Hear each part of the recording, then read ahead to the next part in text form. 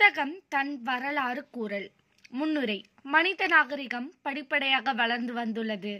அதற்கு முக்கிய காரணம் கல்வியும் கல்வியின் விளைவான அறிவியல் கண்டுபிடிப்புகளுமே ஆகும். இவை இரண்டுக்கும் உறுதுணையாக இருப்பவன் புத்தகமாகிய நான் ஆவேன்.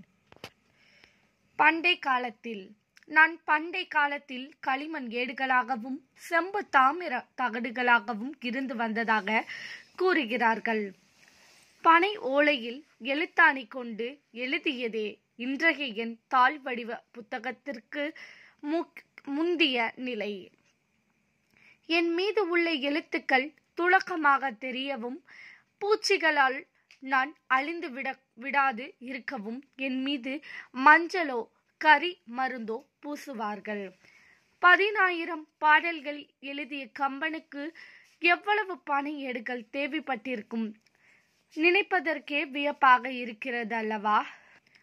இன்றைய என் வடிவம் தாளும் அச்சுப்பொறியும் கண்டுபிடிக்கப்பட்ட பின்னரே நான் உருப்படியான வடிவத்தை பெற்றேன். அச்சு எழுத்துக்களை பொறுக்கி அடுக்கி தாள்களில் அச்செடுத்து அவற்றில் பொத்தல் போட்டு தைத்த பின்னர்தான் நான் புத்தகம் ஆனேன். இப்போது என்னை எல்லோரும் புத்தகம் என்றே அழைக்கிறீர்கள்.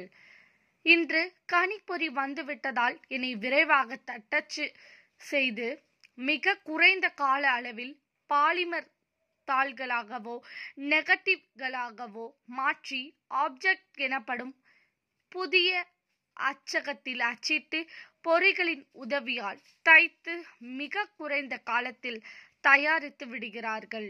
கொஞ்சம் காலம் கடந்தால் நான் CD வட்டுகளாகவும் மாற்றுருவம் பெற்று விடுவேன்.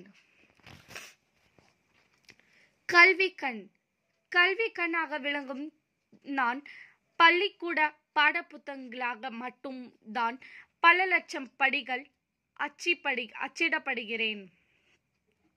பொதுமக்கள் என்னை அறிவுக்காகவும் பொழுதுபோக்குக்காகவும் இலக்கிய இன்பத்துக்காகவும் படித்த காலம் மலையேறி கொண்டு வருகிறது.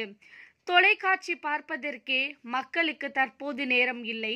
என்னை புத்தகமாக வெளியிடும் பதிப்பகத்தார் 1000 படிகள் விற்பனை செய்வதற்கே படாத பாடு படுகிறார்கள்.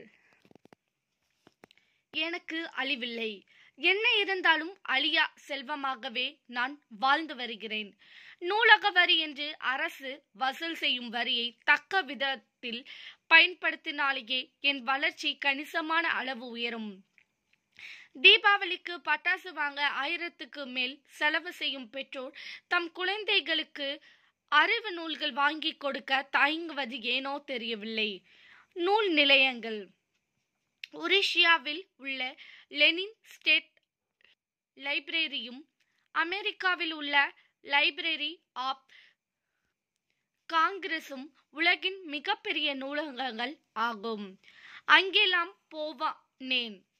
சென்னை கனிமாரா நூலகத்துக்கும் தேவனைய பாவனர் நூலகத்துக்கு வந்து பாருங்கனேன். அப்போதுதான் என் பெருமை உங்களுக்கு புலப்படும். முடிவுரை.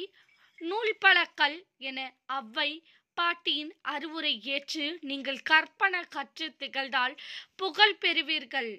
உங்கள் பெற்றோர் அகம் மகிழ்வார்கள். ஊரும் நாடும் உங்களை போற்றி புகழும். படிப்பீர்களா, என்னை வளர்ப்பீர்களா என கேட்டு விடை பெறுகிறேன்.